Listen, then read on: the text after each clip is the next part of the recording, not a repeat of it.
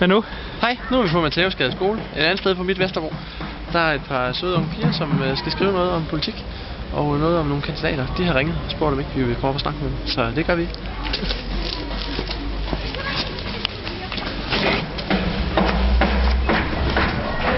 Hej.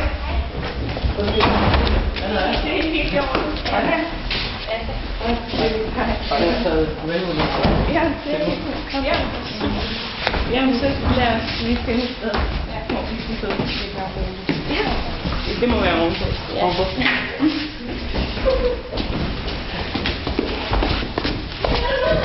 Og vi må starte med at fortælle lidt mere om den der valgavis. Altså, det er en årlig konkurrence,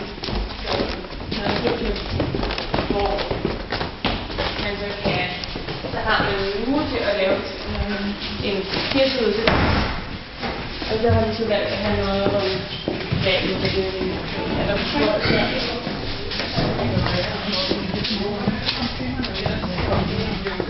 Men nu har jeg i hvert fald forklaret så, hvad det er, der er problemet. Ja, nu kan jeg få i gang.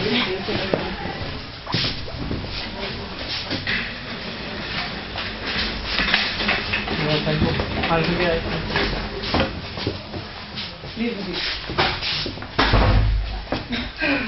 Men først og fremmest, så gør du det okay til filmer, eller? Ja, det er okay, det er helt det. Ja, fordi så skal det komme på alle hjemmeside. Så det er uploadet i dag. Ja, det lyder rigtig godt.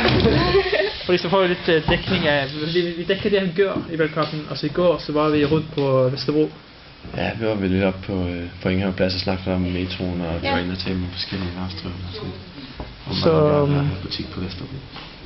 Så nu i dag, så er det noget specielt for jer. Det kan vi selv prøve. Men det jeg bare er bare. Ja. Så. Okay, det skal jeg lige skrive lidt. Ja, altså, hvor længe har du arbejdet med politik? Jamen, I får bare en fuld historie, og så kan I selv bare skære i det, som det passer, ikke? Det er helt fint. Ja, fordi jeg startede meget sådan med ungdomspolitik, så til at starte med, der var det sådan nogle bestemte emner. Der var det sådan noget med at udvikle foreninger.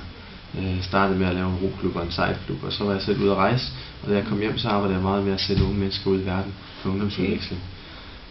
Jeg har faktisk også været heroppe på den her skole og holdt en foredrag, tror jeg, omkring, hvordan det er at tage ud i verden, og hvad for nogle perspektiver, der kan være i det.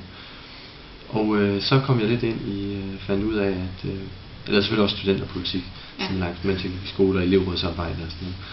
Og så fandt jeg ud af på et tidspunkt noget, der hedder Dansk Ungdoms Fællesråd, og det ligesom var en ramme for foreningsarbejde i Danmark. Og så kom jeg med der, jeg kom med i sådan en ressourcegruppe under det europæiske ungdomsråd.